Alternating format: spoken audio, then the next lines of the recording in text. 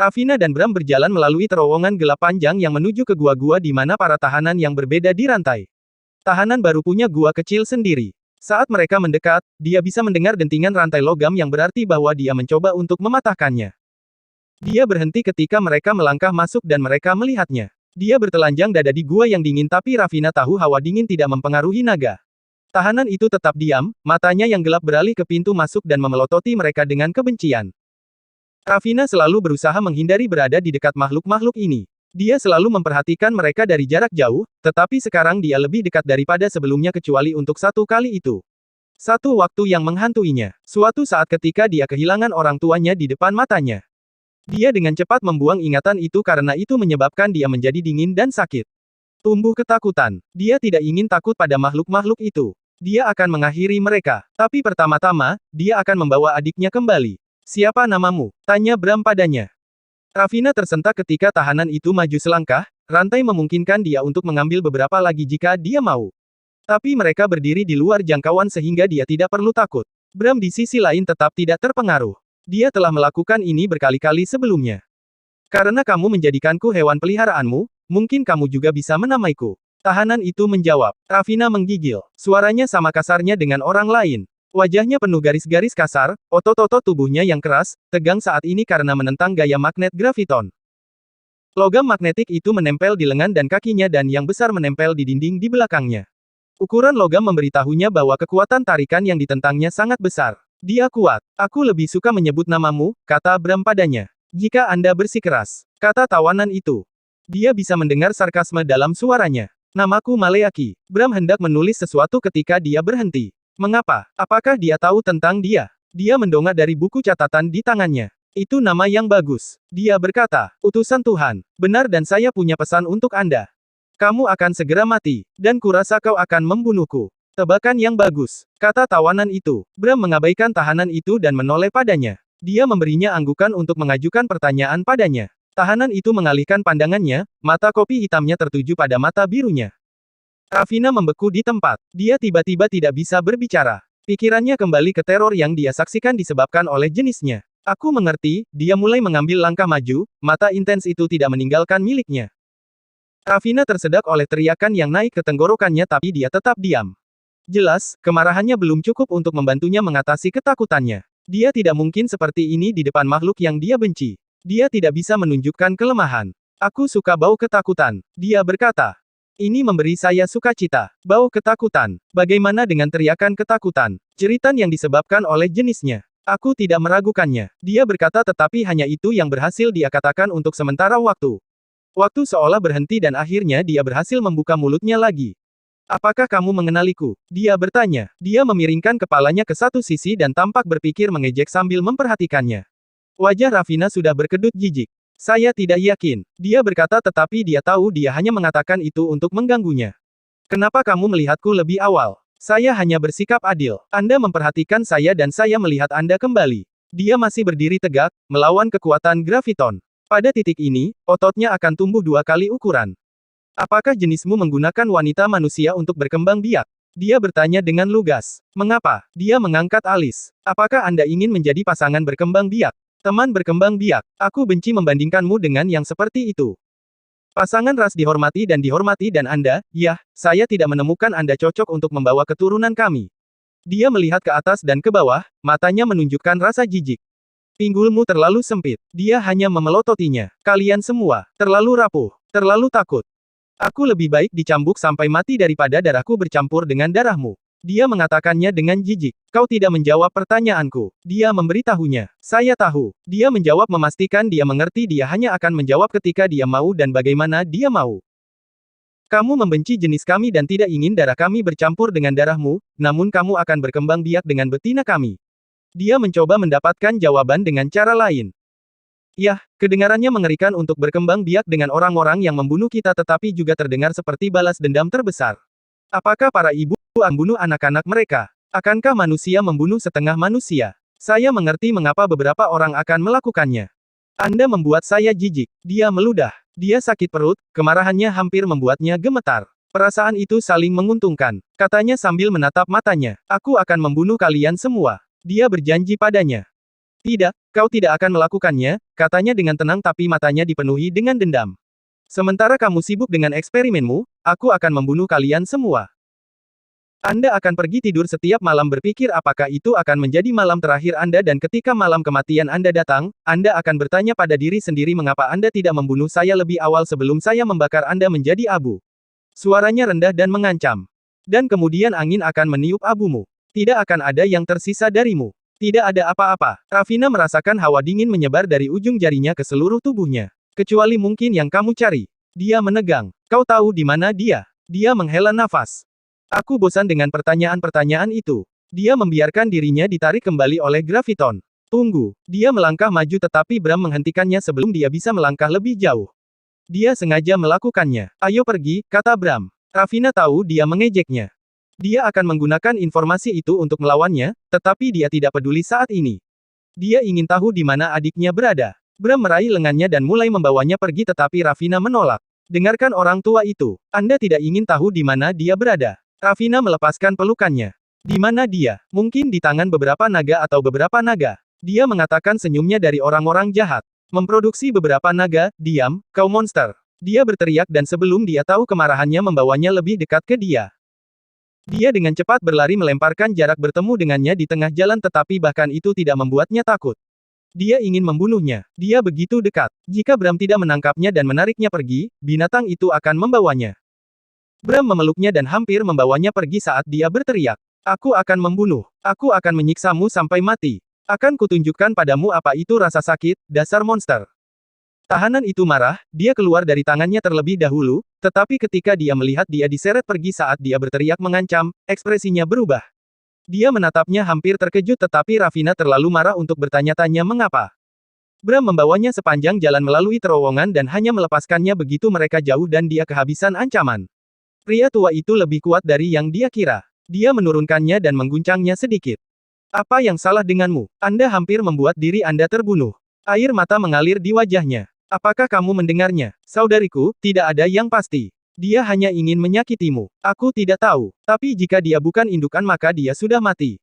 Dia menyeka air matanya kembali ke dirinya yang tenang. Katakan, mana yang lebih baik? Yang mana yang harus saya harapkan, saudara perempuan saya? Bram mengerutkan kening sedih. Kami berbagi segalanya. Bahkan rahim ibu kita lalu suatu hari dia pergi begitu saja.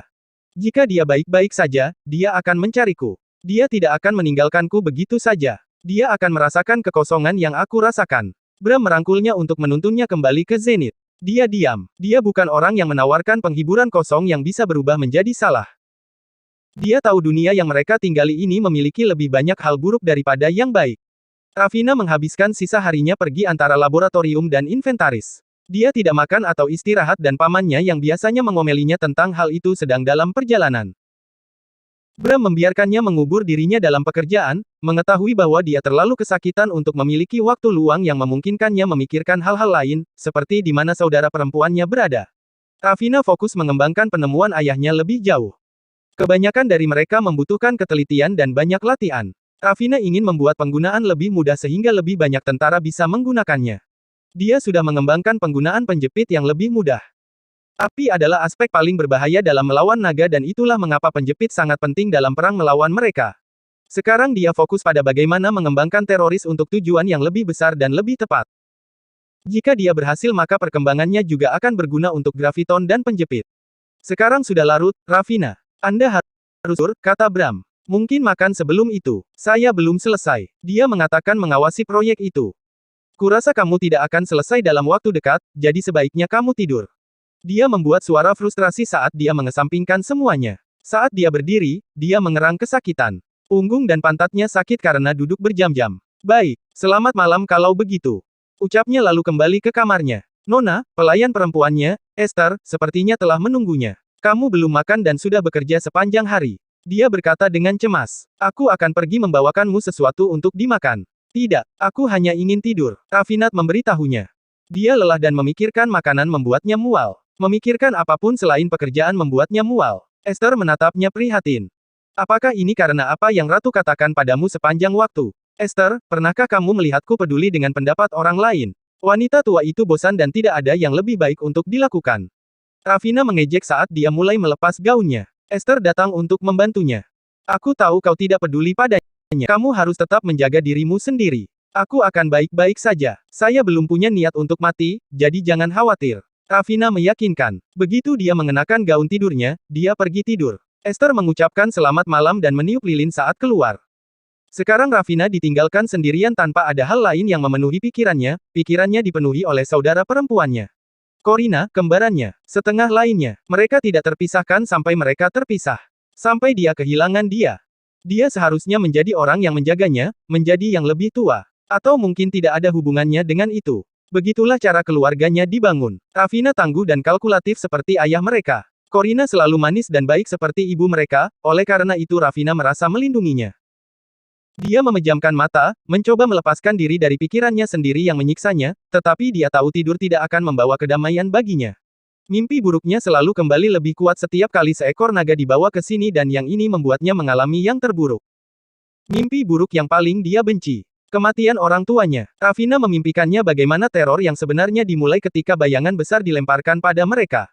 Seekor naga terbang tepat di atas, siap membakar mereka menjadi abu. Ravina telah menutupi adiknya seolah itu dan menunggu untuk merasakan api membakar kulitnya ketika ayahnya datang untuk menyelamatkan mereka. Ambil adikmu, Ravina. Lari. Ravina melakukan apa yang dikatakan ayahnya saat dia mengalihkan perhatian naga itu dari mereka. Jantungnya berdegup kencang saat dia lari secepat yang dia bisa, menyeret lengan adiknya. Tapi dia tidak bisa begitu saja meninggalkan ayahnya dan di saat khawatir, dia melambat dan melihat ke belakang. Para prajurit sudah mati dan ekor naga itu meliuk-liuk di sekitar ayahnya. Ravina menyaksikan dengan ngeri saat memasukkan ayahnya ke dalam mulutnya. Tidak, Ravina mencoba lari kembali ke ayahnya tetapi tiba-tiba dihentikan oleh beberapa orang kepercayaan ayahnya. Tidak, berangkat, ayah. Dia mencoba membebaskan dirinya tetapi sudah terlambat. Dia menyaksikan bagaimana binatang itu menancapkan giginya yang tajamnya, menghancurkannya, mengunyahnya sebelum memuntahkannya. Rasa sakit yang tajam di dadanya membangunkannya. Dia membuka matanya, jantungnya berdebar kencang dan dengan napas yang berat. Dia menatap ke dalam kekosongan yang gelap mencoba untuk tenang tetapi beberapa air mata membasahi wajahnya. Ravina mengabaikan mereka dan mencoba untuk kembali tidur lagi, tetapi begitu memejamkan mata, pikirannya turun ke jalur kenangan kelam. Tentang apa yang terjadi setelah ayahnya terbunuh, dan bagaimana ibunya juga meninggal di depan matanya. Bagaimana, seperti yang dijanjikan binatang itu padanya, jenisnya telah membakar ibunya menjadi abu, hampir tidak meninggalkan apapun untuk dikubur. Ravina terbaring di tempat tidur, dadanya terasa berat, rasa sakit membuatnya sulit bernapas. Dia sudah menahan diri untuk tidak menangis berkali-kali. Berjanji dia tidak akan menangis sampai dia membalaskan dendam orang tuanya dan memastikan penemuan dan upaya ayahnya tidak sia-sia. Sampai dia memastikan rakyatnya tidak akan hidup dalam ketakutan lagi. Naga-naga itu telah mundur tetapi mereka masih berusaha sesekali untuk mengambil alih lagi. Mereka membunuh ribuan orang dalam satu upaya itu. Orang-orang masih takut pada hari desa mereka akan terbakar. Ravina ingin penemuan ayahnya mudah diakses dan digunakan sehingga orang bisa melindungi diri mereka sendiri. Ayahnya telah membebaskan mereka tetapi mereka semua masih tahanan. Kebebasan tidak gratis, Ravina. Dia telah memberitahunya. Dia benar. Dia dan banyak orang lain membayar dengan nyawa mereka dan suatu hari, dia akan membayar dengan nyawanya. Ayahnya berdedikasi. Dia telah menunjukkan padanya bahwa dengan kesabaran dan kebijaksanaan musuh dapat dikalahkan.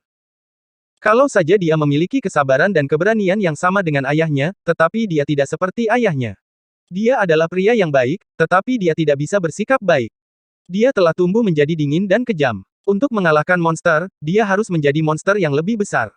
Lalu mengapa? Mengapa dia menangis? Monster tidak seharusnya merasa sedih. Dia telah melatih dirinya keras untuk tetap dingin. Mengapa dia bahkan membiarkan dirinya diprovokasi? Mengapa? Dia membenamkan wajahnya di bantalnya. Pasti kakaknya yang melakukan ini padanya. Tuhan, dia merindukannya. Ravina sangat membutuhkannya untuk hidup karena dialah yang perlu diselamatkan. Orang yang perlu dihindarkan dari keberadaan yang kejam ini. Dia terisak-isak ke bantal untuk menahan suara tangisannya, tetapi sekarang setelah dia mulai, dia tidak bisa berhenti. Itu hanya menjadi lebih buruk. Kepala dan matanya mulai sakit dan dia tidak yakin kapan dia tertidur. Pagi datang lebih awal dari yang dia harapkan. Dia telah bekerja sepanjang hari kemarin dan hari ini dia hanya ingin tidur. Gadisku, kamu harus makan. Esther memberitahunya, ketika dia terus tidur sampai jam makan siang. Ravina mengabaikannya dan hanya bangkit dari tempat tidurnya ketika dia siap untuk menjalani hari itu. Dia turun ke meja makan, di mana dia disajikan sesuatu antara makan siang dan makan malam. Dia makan dengan cepat dan bergegas ke laboratorium, siap untuk menyelesaikan proyeknya. Ruangan itu menyala tetapi Bram tidak terlihat. Dia pergi ke meja dan menemukan buku catatannya terbuka. Ravina mengambilnya. Dari tanggal di atas, dia tahu dia mengambil catatan ini kemarin. Dia melihat tahanan di bawah tanggal. Maleaki. Nama belakangnya menyusul. Azar, dia dari klan Azar. Itu sebabnya Bram berhenti ketika dia mengetahui tentang namanya. Dia mengenalinya. Maleaki. Dia berasal dari klan Barbar. Orang-orang yang menyebabkan teror dan diperintah oleh penindasan. Orang-orang yang paling banyak menyebabkan penderitaan. Itu adalah klan yang ingin dikalahkan ayahnya terlebih dahulu. Sekarang dia mengerti mengapa pamannya menahannya meskipun ada bahaya. Selama bertahun-tahun dia telah menangkap naga yang semakin kuat dan sekarang dia akhirnya menangkap salah satu naga yang paling berbahaya. Ini dia tidak suka. Dia merasa seperti dia bisa memiliki motif tersembunyi dan membiarkan dirinya tertangkap dengan sengaja. Tapi mengapa dia melakukan itu? Dia harus tahu bahwa menyerang kastil adalah misi kematian. Kastil itu dibangun kembali untuk menahan panas dan dilengkapi untuk pertahanan. Tidak ada naga yang mencoba menyerang kastil yang berhasil. Ada tentara yang berjaga dari menara tertinggi sepanjang waktu, mengawasi setiap ancaman. Jika ada yang terdeteksi di atmosfer, maka mereka siap menyerang. Ravina mengembalikan buku catatan itu seperti semula. Dia kemudian pergi dan mengambil buku catatannya sendiri sebelum pergi mencari tahanan. Para penjaga di depan terowongan menghentikannya. Yang mulia, kami tidak diizinkan untuk membiarkan siapapun masuk. Apakah ada risiko bahaya? Apakah dia tidak diamankan dengan baik? Dia adalah. Kalau begitu jangan khawatir. Dia memalsukan senyum. Dia bukan orang yang suka tersenyum. Sudah lama sejak dia tersenyum tulus. Di sini, dia memberi mereka sekantong koin dan mereka membiarkannya masuk. Ravina berjalan melalui terowongan gelap dengan buku catatannya yang tidak ingin dia gunakan. Di dalamnya, dia memiliki belati yang tersembunyi. Itu tidak akan banyak berguna. Dia tidak akan membiarkan dirinya terprovokasi kali ini. Ketika dia tiba di gua tempat dia dirantai, dia menemukannya duduk di dekat graviton. Dia menoleh pada kedatangannya. Dia tahu mereka memiliki indera yang tinggi. Aku bisa mencium rasa takutmu, kata-kata kasarnya bergema di benaknya. Baiklah, mari kita lihat apakah dia bisa mencium ketakutannya hari ini. Tahanan itu menyipitkan matanya saat dia masuk dan kemudian bibirnya melengkung membentuk seringai. Dia menyandarkan kepalanya ke graviton dan meletakkan tangannya di lutut. Aku tahu kamu akan kembali. Dia berkata. Saya pikir Anda adalah kelinci yang ketakutan, tetapi ternyata Anda adalah kucing liar. Saya suka itu, betulkah? Dia bertanya tetap tenang. Dia berjalan lebih jauh sampai dia berdiri tepat di seberangnya. Dia memperhatikannya di balik bulu matanya yang hitam. Ya, perburuan akan lebih menyenangkan seperti halnya pembunuhan. Kamu bisa terus berfantasi tentang membunuhku karena itu hanya akan tetap menjadi fantasi. Saya tidak pernah memiliki fantasi yang tidak pernah saya penuhi. Dia menggambar. Ada yang pertama kali untuk segalanya. Dia membalas. Dia mencondongkan tubuh ke depan, mempelajarinya dengan cermat. Tidak perlu mempelajari pinggulku. Saya tidak punya niat untuk menjadi bridesmaid. Itu hanya menghiburnya. Jangan khawatir. Bahkan jika pinggul Anda cukup lebar, Anda tidak akan cocok untuk menjadi seorang ibu. Anda kekurangan kehangatan. Bukankah itu sebabnya mereka memanggilmu putri berhati dingin? Dia mengabaikannya. Dia kembali ke dirinya yang biasa tanpa alasan di mana tidak ada komentar yang bisa menyakitinya. Selain itu, dia benar. Dia juga tidak merasa dirinya cocok untuk menjadi seorang ibu dan dia tidak yakin dia ingin membesarkan anak-anak di dunia ini. Sepertinya kamu mengenalku dan kamu tahu adikku hilang. Kau bahkan tidak mengenalnya, kan? Dia memiringkan kepalanya ke satu sisi tetapi tetap diam. Sayang sekali kamu tidak bisa menggunakannya untuk melawanku sekarang. Apa kamu yakin? Dia mengangkat alis. Tidak, dia tidak akan membiarkan dirinya tertipu. Dia terkekeh menunjukkan garis lurus gigi putihnya. Mereka tampak lebih putih di kulitnya yang perunggu. Kamu putus asa untuk menemukannya. Saya katakan berhenti mencari. Dengan kebencianmu dan kakakmu mungkin memiliki anak naga sekarang, kamu tidak akan bisa hidup bersama bahkan jika kamu menemukannya. Jangan bicara seolah kau mengenalku. Saya rasa saya tidak salah. Apakah dia akan mempercayai Anda dengan anaknya? Saya melawan musuh. Apakah Anda pikir Anda adalah satu-satunya yang menang dalam permainan berkembang biak ini? Apakah Anda pikir anak-anak hanya akan berpihak pada ayah mereka? Dia menjadi berpikir. Saya tidak yakin, tetapi orang biasanya berpihak pada pihak yang lebih kuat dan kami tahu siapa mereka. Ya, yang dirantai sekarang atau bersembunyi di suatu tempat. Matanya menjadi gelap dan rahangnya mengeras. Dia mendekatinya. Jangan melihat ketidakhadiran kami sebagai kelemahan. Kami belum menyerah. Keheningan kami hanya berarti bahwa kami sedang bersiap untuk naik lebih tinggi. Ravina tersenyum. Saya tahu. Saya telah mempelajari jenis Anda dan saya belajar Anda tidak pernah menyerah. Itulah mengapa saya bersiap untuk membidik lebih tinggi juga dan kejatuhan Anda akan lebih sulit. Dia tertawa gelap. Kamu adalah orang yang tidak kenal lelah. Saya belum pernah begitu bersemangat untuk membunuh siapapun sebelumnya. Saya pikir itulah yang Anda lakukan. Anda dan klan Anda, membunuh untuk kegembiraan. Yah, sebagian tetapi sebagian besar karena kamu memberontak. Untuk tidak menjadi budakmu lagi. Untuk memiliki kebebasan. Apakah kamu memiliki kebebasan sekarang, ketika kamu bukan budak lagi? Rafian memutuskan untuk tidak berdebat tentang ini. Ayahnya sudah melalui ini. Bahkan setelah penemuannya, tujuannya adalah untuk berdamai. Tetapi para naga percaya bahwa mereka lebih unggul dan itu adalah hak mereka untuk memerintah mereka. Tak satu pun dari mereka ingin merundingkan perdamaian. Tidak ada. Mereka akan memerintah mereka atau mati menghancurkan mereka. Dia pasti berpikiran sama tapi dia tetap bertanya. Anda pikir Anda harus memerintah kami, Raja Maleaki? Itu adalah hak saya. Ya, tentu saja. Anda memiliki penguasa. Apakah Anda menentang mereka? Dia bertanya. Ketika penguasa kita kejam, bahkan jika mereka manusia, ya kita menentang mereka. Mengapa dia berbicara dengannya tentang ini? Dia memutuskan untuk mengubah topik pembicaraan dan berbicara tentang tujuan dia datang ke sini. Yang kamu katakan berkembang biak dengan manusia betina, aku berasumsi kamu punya tebakan atau kamu mendengar sesuatu. Apakah kamu akan menyiksanya dariku? Apakah itu akan berhasil? Membosankan jika aku memberitahumu. Kamu bisa mencoba. Mungkin Anda memiliki beberapa metode yang lebih kejam. Saya belum menemukan sesuatu yang signifikan, tetapi saya akan mengingat tawaran Anda ketika saya perlu mencoba penemuan baru. Untuk beberapa alasan aneh, dia hanya memperhatikannya sejenak. Tatapannya membuatnya gelisah. Kamu belum menyiksa siapapun, kan? Dia menegang. Tidak, dia belum melakukannya. Dia tidak menyukai hal yang menyiksa. Dia hanya ingin mereka mati dan pergi. Tujuan saya berbeda. Dia berkata. Dia tidak bertanya apa tujuannya. Dia hanya memperhatikannya lagi.